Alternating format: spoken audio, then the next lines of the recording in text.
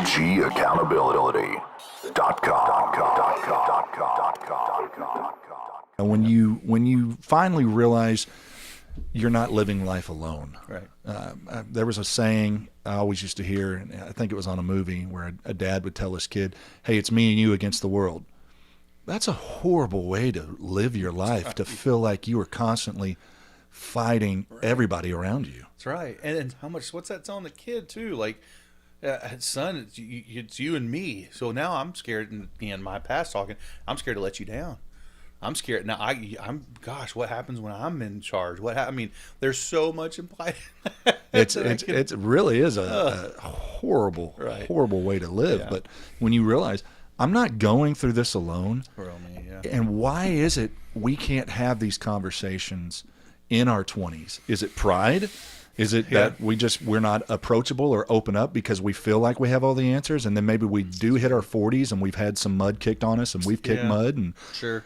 And I think maybe there's a lack of men that have done the work themselves and aren't willing to have it. Like I think about trying to lead somebody 15 years ago, I couldn't have, because I was there.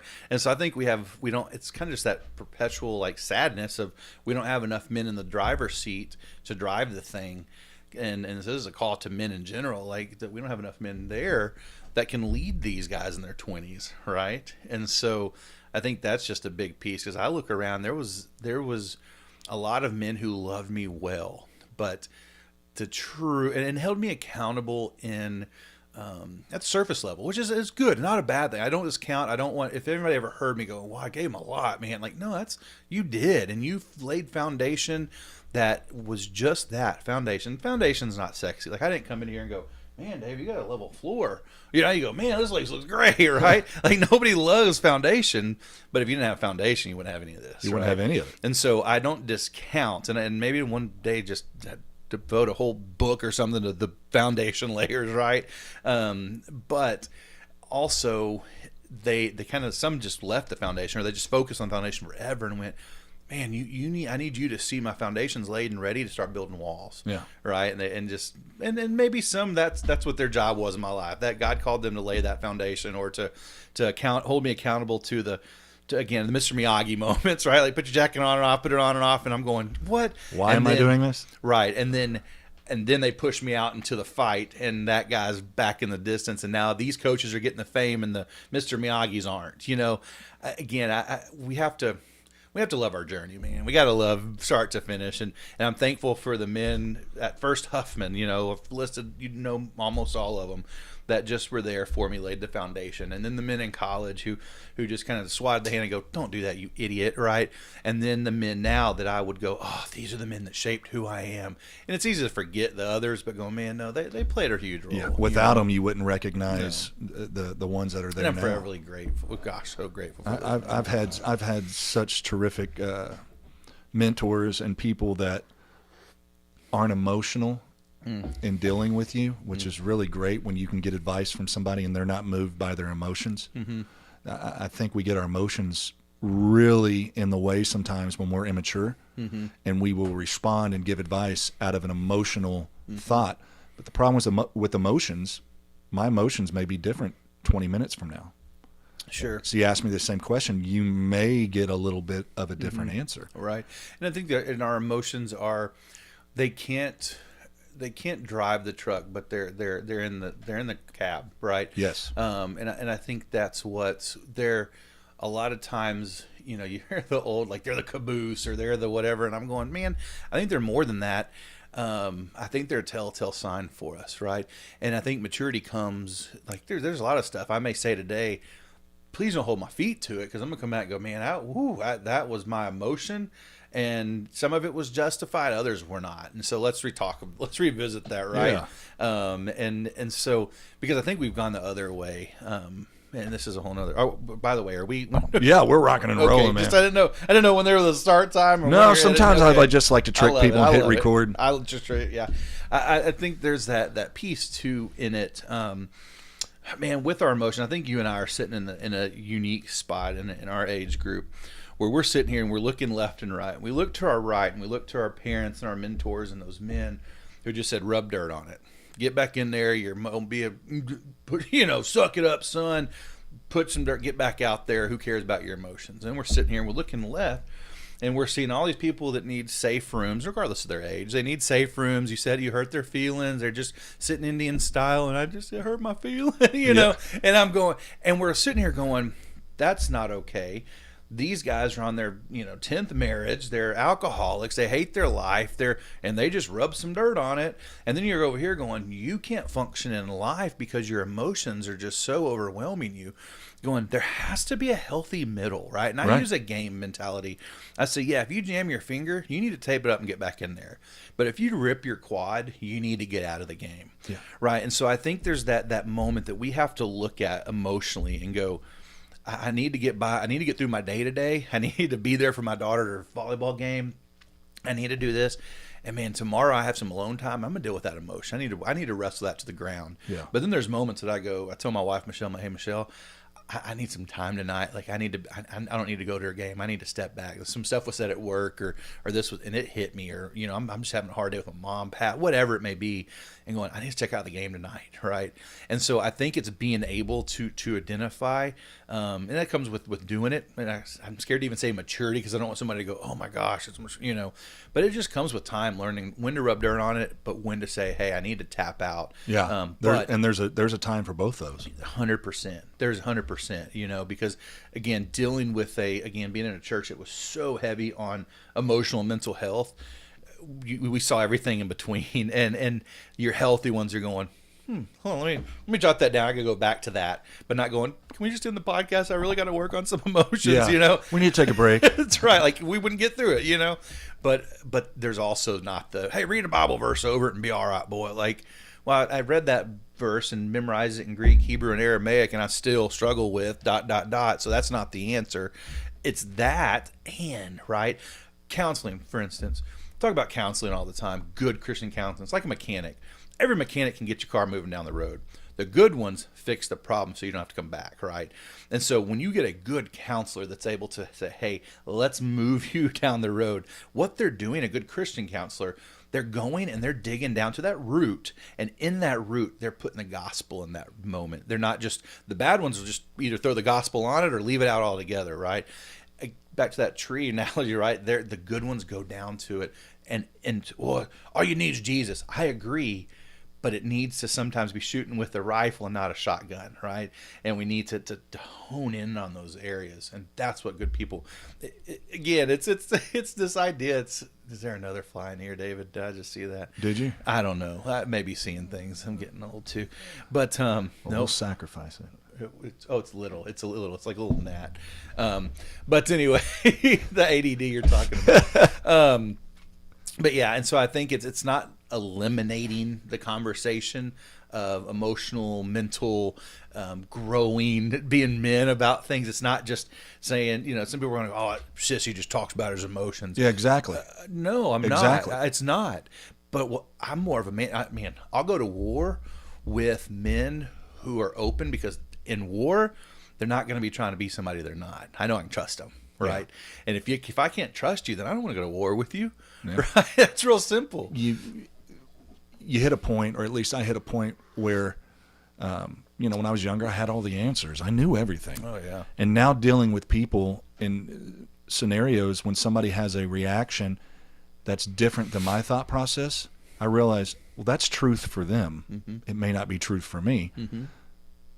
But now I've gotten to where, like, no, say that again. Like, you mind sharing why you feel that way? Like, I want to know. Right. Because I have a way I look at it. What does the Bible say? There's a way that always seems right into a man. We always have the right path and right answers. But in dealing with so many broken people in my life, and brokenness is good. Right, yeah. Brokenness can be a good thing. Right. If you heal correctly. Correct. If you are purposeful about it. That's right. You're not just going to stumble into healing. It's a good word, yeah. You're just not going to wake up and be like, okay, it's gone now. 100%. If it is, you've learned how to mask things so well that you learn how to stifle your emotions and then you're like like an oil well. Once it gets tapped one day, you just explode. Right. And you said, and hear people, like, hear this be said. When you say the truth for some people is truth for others, we're not talking postmodern mumbo jumbo. Yeah. We're not talking like, oh, well, your truth is your reality. No, No. relativism. No, we're not talking. There is truth. My goodness, red is red, black is black, blue is like, well, it's what color? That's blue for me. No, there is truth out there. We're talking about the perception of truth and why people perceive truth certain ways. Well, a good example, I was talking with a guy, and he's a few years older than me, and his kid did something, and he responded immediately, and then he kind of caught himself, and you could tell this was something that he was kind of working on. And he didn't catch himself because I was there. You could generally tell. So when his kid left, he said, you know, growing up, my dad was a severe alcoholic. My dad would have got up and busted my lip, and then you realize the way he deals with things is all he knows. That's right. And since he realized there's a broken area, now he's being purposeful on his reactions. That's good.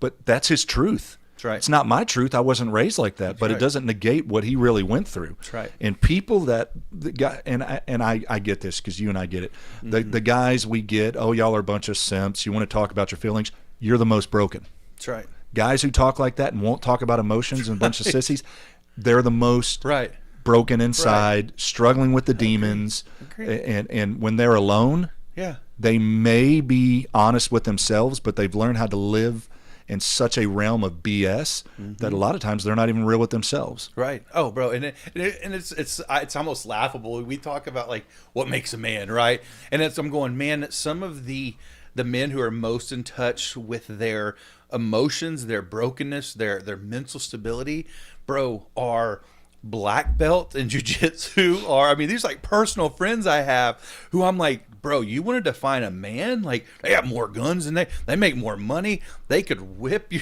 quicker than any. And I'm going, so what defines a man? Because these men will talk to you about their emotions and then tap you out 6 ways a Sunday, Yeah. right? Like, and I'm going, so define a man for me, right? Like, a man is somebody you can go, hey, can we talk about something? And I may cry, and I go, well, let's get the crying out of the way, get on my shoulder, buddy, and then we'll Yeah. talk about it, right? Absolutely. And we get done, we'll have some bourbon, a cigar, shoot a gun, I'm do whatever men do, you know. And I like all those things, right? Like, I'm What was that for old it. Snickers commercial? Right? Quick, do something manly. Yeah, so good. Yes, like we'll do that. Well, you know, and Yeah. I'm about that. But man, why? Let's break down that facade of we can't be X, Y, and Z because that's not what men do. And again, I think that's looking to the generation before us. And I get it. That's what they knew. That's what they knew. Who were they raised by? Their parents who were just trying to survive wars. Yeah. So they didn't have time to process. They were dodging bullets in Vietnam. So they didn't have some of that. And it's not, is it their fault? Yes and no, right? It's all of our fault for not owning our stuff. I get it. And they had some hard stuff to deal with. So our kids looked at our parents looked at their parents and went, help. And they went, I just rubbed dirt on it. That's right, rub dirt on it. And they told us, rub dirt on it. And so eventually we're going, okay, right? Like we let's learn. In other words, let's learn. I heard once I knew better, I did better, right? Like That's good, yeah. let's learn from those. Am I going to be perfect in that? No, because guess what? I'm going to be learning from the next time and the next time and the next time. So for sure, I've seen so many times, and I'll just have to talk about myself, is sometimes we trick ourselves, or I trick me into thinking I've healed past this. I can handle this now. Golly, yes. And I haven't gone to it with any purpose. It's just been time. Time does not heal wounds, No. not emotional wounds. No, Time doesn't just make it go away. no, it can amplify. It can amplify.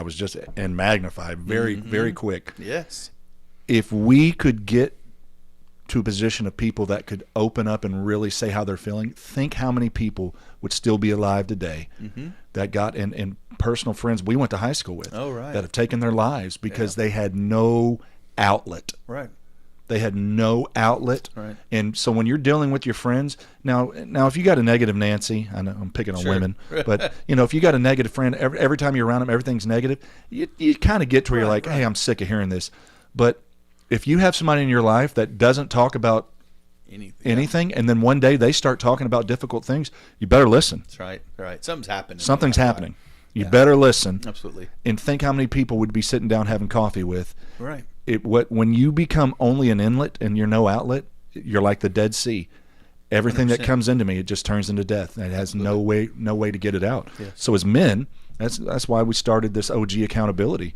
Is we're the old guys. Yeah. We need to hold each other accountable, and we also need to help out younger generations, not with the rub dirt on it. There will be times for that. But hey, the little foxes spoil the vine. Mm-hmm. The little things. And right. if you let those little things, you don't confront them, you wake up one day and you Right. got a giant in your life. Right. You got something. Right. You have to fight. Right. And man, I love even the title, and I think you're doing such a good job, David, of redefining the title accountability, because you could hear that and people go, oh, accountability, been there. We're going to get in a circle and go, I didn't lust this week. Me neither, me neither, me neither. But then for 5 years, nobody's lusted, but yet we're all dealing with, Exactly. like, come on. Yeah. Like, that's not accountability.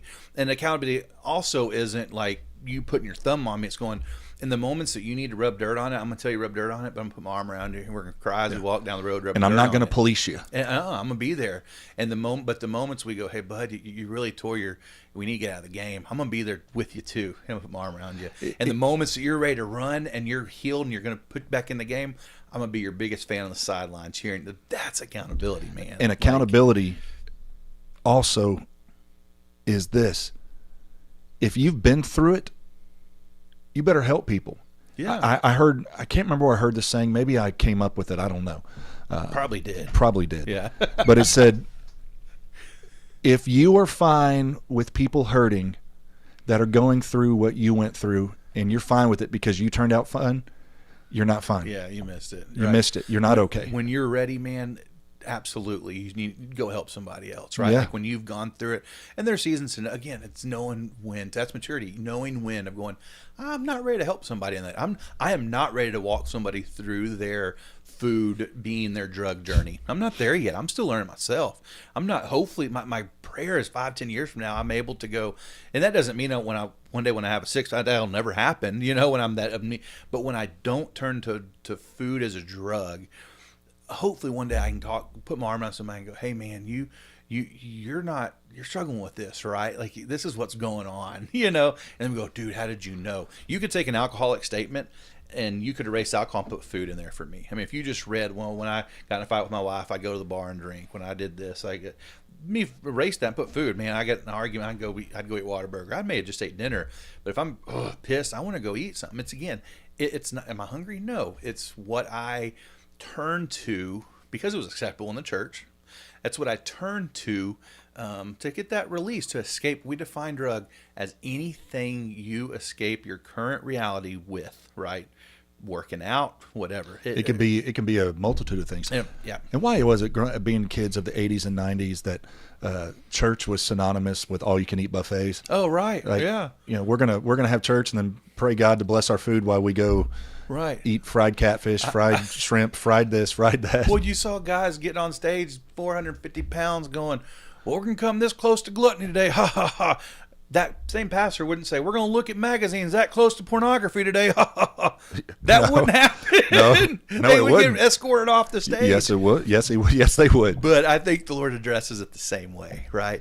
Again, we just pick and choose when the Lord is looking at us going, all of it's for your good. Like not just this and that or this and that. So, but yeah, and again, we turn to sin as a byproduct, man. Like sin as a byproduct in our life. We are sinning. If you show me somebody and like their addiction, their sin, let's put that here and then let's go on the journey. Let's talk for an hour and let's get to the roots of it. I was at a conference in Colorado, and it was just kind of it's called Sunscape, and they are phenomenal. It's kind of like marriage retreat meets counseling meets vacation, just beautiful spot. And I was spending time out and just on the patio there, and the Lord just gave me just a beautiful illustration for me. And for me, it was this. It was a tree, and if you draw the tree out, the limbs, the branches, the stuff you could see was my sin. You could look at that and see that on the outside. Well, then the roots below it for me is what grew the tree. For me, that was performance and earning. That were my roots. But then what watered it? Something watered those roots. The sunlight, the fertilizer, all of that, for me was abandonment and rejection. And so when I was able to see that, going, okay, so there's the sin, there's the food, the lust, the whatever, that the things I ran after, that was out here. What caused that? Performing and earning. Well, what caused that? The feeling of abandonment and rejection, right? We talked before I get on, man, I just wish I could go around and say, if I ever sin against him, like, I'm so sorry. I was just trying to like heal myself in the most broken way possible, and looking at that going, I'm so sorry because it wasn't you, it was my brokenness. I was trying to fix up here, and when it was down here that I didn't even know about, right? It doesn't make it right at all, but you know. It when we get to the realm in life where we think, I know what life's about, I think that is the day you come to grips. I don't know jack squat. Okay, all right. I don't know anything. Right. And what's right for my life isn't what's going to be right for the next person's life. That's right. That's right. But in recognizing the only way I'm going to make it from here to eternity is on purpose. Mm-hmm. That's right. 100%. That is the only way. 100%. And it's not going to be what somebody said or did to me. It's not going to be I was good for the past 4 days. You know, we are all like that. Well, I haven't done anything wrong in 4 days. I'm good. I'm good. Right. Yeah. What did Paul say at my best? I'm like a filthy rag. Right. And when you study what he was talking about, you realize that's pretty gross. Disgusting. Yeah. Right. Yeah. 100%. And Paul had things he had to struggle with. He had a thorn in his flesh. Right. And everybody wants to know what it was. It's none of your business. That's right. It's yeah. And when we're struggling and dealing with things, and if you're talking with a brother or sister, and they say, you know, I'm really struggling, our first nature is, oh, well, spill the tea. What are you struggling with? Right. Sometimes I don't need to know what you're struggling with, because for two reasons. Number one, it's not my business if you don't want to divulge it. But number two, if we are in a God encounter and God has a word for you, I don't want to know. Mm-hmm. All right. Right. 100%. And you may not be ready to share that either. Yeah. Right? And to go back to the Paul piece, man, and it's in transition to the and, right? Paul was able to say, I struggled. I don't do the things I want to do. I do the things I don't want to do. And that whole, I love that piece in Romans because it shows, and he was still freaking Paul. He was still the man responsible for taking the gospel of Jesus Christ to more country. Like a percentage of why we're sitting here today is because the Apostle Paul went out. Yeah. And he sat here and go, God, I can't figure this thing out. My flesh is, right? Oh, wretched man I have become. Man. And that, I think, is just such a beautiful picture of the word and. And so for me in my life, that and myself and a group of guys that we just did really journeyed with the past 10 years at the church I was at, the word and, a lot of us had the big ampersand. That's a fancy way. It's andness, the power of the ampersand. And what we talk about when we mean that is the power of and. That allows us for different truths to both be true at the same time. So I put it in perspective. And it's just a vulnerable talking about childhood. My mom lost her husband at a young age. She was one of the best. Many of y'all were taught by her in Huffman chemistry. She was an awesome woman. And people could hear, oh, you talk bad. No, I'm not talking bad about her. Anness. She was one of the best moms I could ever. Awesome. And she lost her husband and wasn't there for me emotionally. One thing that we all need is emotional connection from our parents. She didn't give that to me. There's an and piece there, man. That doesn't negate the fact she wasn't there for me emotionally growing up, doesn't take away from the fact that she was still a great mom and provided, because and allows both of those to be true, right? I can be having a great day and we have a great conversation and things are going well and be in turmoil within me. I can show up at church ready to worship God with all that I am and be broken and need help. Like we can go down, it just opens up this huge, beautiful canvas for us to say, hey, I'm going to love you and I'm going to discipline you. Paul, I was a wretched man and I will die for the gospel today. I'm a prisoner. And so the power of and, when we can start allowing truths to be both there, it allows us to look at things and go, this is true and this. Because a lot of times we go black and white, like your parents were either great or they weren't. And a lot of us who had great like childhoods, like blessed by great parents and great childhoods, it's hard for us to accept the fact that our parents brought harm into our lives because we don't want to bring any negative against them because they were so awesome. And they were, and they should be like treated as such, honored as such. And there was some areas they were broken in too. And then when we can, and we paint, one of my counselors said this. He said, when we can start seeing our parents in the fullness of who they are, we honor them all the more. And that's the good, the bad, and the ugly. And so I want to be. I mean, think about your friends. Who are your best friends? The ones you know the good, the bad, and the ugly about. Yeah, there you go. Right. Those are. Your It isn't just the closest. people I have fun times with. It's So why would we look at our parents and go pedestal, the perfect elite? Know them all. I want you to know all of my mom, of my aunt, Miss Alice Smith. I want you to know all of her because all of her is beautiful. You may just know this, know all of her. I want people to look at me and go, man, I knew as good, as bad, and as ugly because that's the full picture of who I am. Robbie, something just popped in my head. And next time somebody's around you and they're bad mouthing somebody, look at them and say, and tell me one good thing That's about right. it. And what's good? Like, tell me the good. Tell me something good. Yeah. That bad news spreads so fast. Right. And, you get it, especially being involved in ministry and dealing with people. Oh, I have learned more things that I have done from strangers. I'm like, really? I didn't know I bro. did that. I wish I would have been there to Right. enjoy it. And in Huffman, right, growing up, Oh, oh God. my gosh, like, oh, that David Kears, that Robert Copeland, boy, I tell you what, you think he's a Christian, but let me tell you what he did. Exactly. Oh, I'd go back, and that's why I go back now and go, oh my gosh, you're right, I did, I was horrible. Yeah. Can I tell you, you got 5 minutes, I'll tell you why I did that. It doesn't justify it, I'll tell you why I did that, and then, well, that you took their ammo away. Yeah. Now it's like, I gotta. I mean, and people who get stuck in that small mind process have not grown emotionally. Right. They're still talking about the person you were 30 years ago. Sure. It's like, no, you're still the same person you were 30 years ago. That's right. I've grown and I've changed. Right. We can be sitting in the same hometown having a podcast, but brother, my world's different. My world's different. We're in different worlds now, man. Absolutely. Like, life's different, like and you're right, man. It's getting to, again, it's back to the end. It's getting to see the beauty, right? It's the end. We can look at divorces, we can look at addictions, we can look at whatever and go, that was the worst. God didn't want it, and I am this because of it, right? Yeah. Would I go back and change it? Freaking heartbeat. But I can't. But let's look at it. This broken and this is healing. You said it well, and I got just the image of, like, you said brokenness is good if we only do something with it. I think of like an old building that's fallen down. It's broken, and you can bulldoze it, and all you have is a pile of rubble. But if you do it right and rebuild on it, then you have a beautiful shopping center. Absolutely. You have a beautiful whatever, if done right. We're in a constant building phase in our life, and there is not a one and done. Like, I have reached the echelon, so therefore I'm done. I have nothing else to do in life. You can't make enough money to get to that place. Mm-hmm. You can't have enough friends. Like, well, I'm now made it. My status has hit the point to where no. Right. If you don't maintain yourself, relationships, if you don't maintain your walk with God, it all loses its luster, and nothing will fulfill. Right. Marriage. I mean, Sure. if you don't talk to your wife or your husband, the only time you talk, it's like that Chris Stapleton song. The only time we talk is when the monthly bills are due.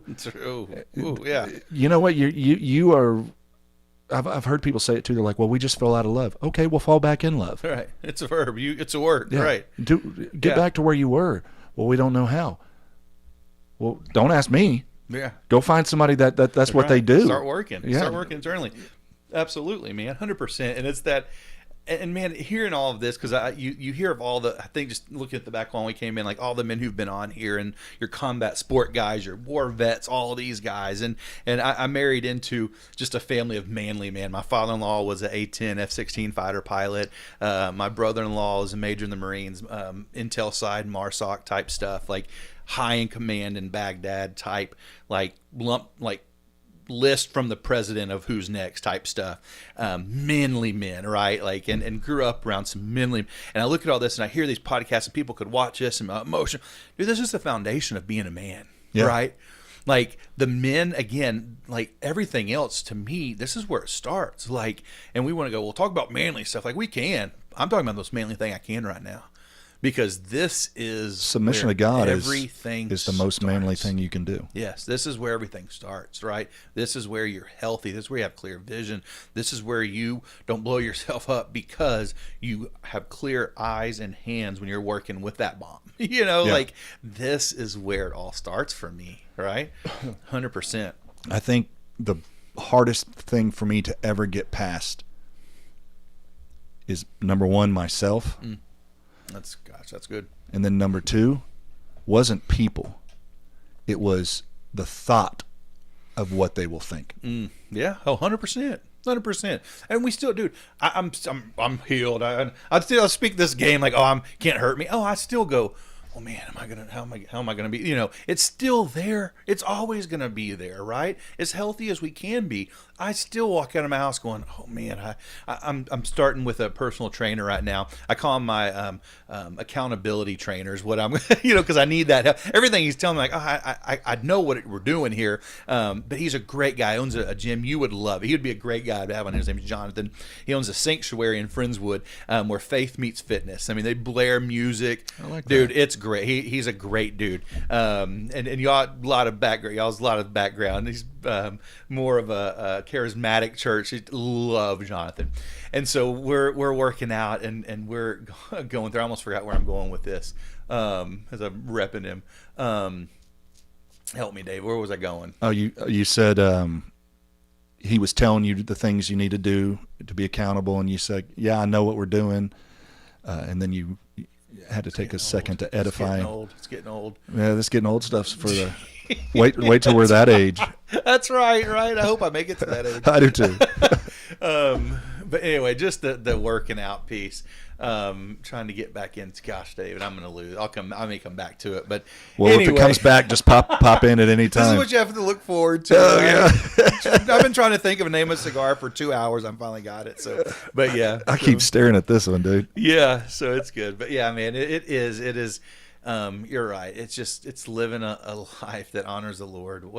What's it about? Love the Lord God, with all of who you are, your heart, soul, mind, and strength. And Robert, honoring God is in your mistakes. You take it to Him. Mm-hmm. A lot of times somebody, so and so did this. They must not be a Christian. Were you there during the repenting process? Were you there in the morning prayers? Were you there in what they took before God? Nobody knows anybody else's journey, and the second you think you have the authority to police people and tell them whether they are or aren't in good standings with God, if you're a minister, you need to hang up your boots. Mm-hmm. Yep. And you need to get compassion for people again and get in your word. I'm to the position and place that there's some things I won't accept. Sure. But there's a whole lot that I do accept that I will allow that conversation, where before it's like, no. Right. Because when I finally realized that my salvation's my own, and it's not predicated on you, what you think about me or what I think about you, the uniqueness that we all bring to the table. But we have to understand, when we bring things to the table, you're bringing your sin, I'm bringing my sin, and I'm fighting my fight. But we can't come to the table with self-righteousness thinking, dude. I've got it all figured out. It's all me. 100%. That reminded me what I was going to say. The point it was telling on myself, and that's why it's important to me to say it. I can sit here and say I'm healed and things are great, and I'm at this new place. But bro, I'm starting to do training with my man, and man, it hit me the other day. Like, I went in and I'm like, I was pushing myself, and I was thinking, why am I pushing myself so hard? The old me kicked in of going, that's the coach. The coach is now telling me, you got this, 5 more. And I'm like, I do got this. I gotta do this for him, because that was my old accountability. Like my old, I'm performing, instead of, no, I'm in that gym for my 2 little girls. Yeah. I'm in that gym for my wife. I'm in that gym to live a healthy, long life, so that I don't die at 70 something when my grandkids are 8 and 6, like my mom did, right? Dude, brother, that's been a hard truth. My mom neglected her health for years, and I got so mad at her because, so for us, our thing was football. My mom, she was a teacher at Huffman for 40 years, and up until I was in high school, she missed 3 varsity games in 40 years, home and away. Wow. And I said that at her, talked about that at her funeral, and I was with everyone when I got old enough with her, and that was our thing. Well, when I finally made varsity is when she started getting sick and she started missing games. So the one thing that we had as a mom and son was varsity football. I mean, it was our thing. And now all of a sudden I'm proud that I'm on varsity starting, and she wasn't able to be there because of her health. And it was a lot of self-inflicted, not getting help, not taking care of herself. So there was a lot of anger that I a gift of God. Again, accountability, vulnerable. On her death, like when she was on the life support before we took her off, I was able to just share with her, Mom, I was frustrated with you. I mean, it was just a spirit thing that I got to say, and I just got to share with her, Mom, I was mad at you for all these years, and theologically we can get into it. Did she hear it? Was she there? Who knows, but man, I was able, She heard. I was able to share with her these things but man, here I am going, I'm 40 years old and I'm at a weight, I'm unhealthy, and I am starting to repeat exactly what my mom did to me and the pain that it caused. That through my food, my things, the junk, the garbage that I'm eating, man, I could be 70 something and my daughter's shaking their hand at my grave going, you have grandkids that you're not going to get to know, Dad, because you never took care of your stinking health, right? And going, I refuse to do that. And so getting back into that gym going, that's why I'm working out. And it's and somebody could go, well, use that accountability and perform for him to get it off. Sure. But then just to put it right back on, right? Yeah, because you're doing it for somebody else. I got to push myself because, one, I love the Lord my God with all that I am. But two, because I'm a husband and I'm a father and I'm a man that loves other people.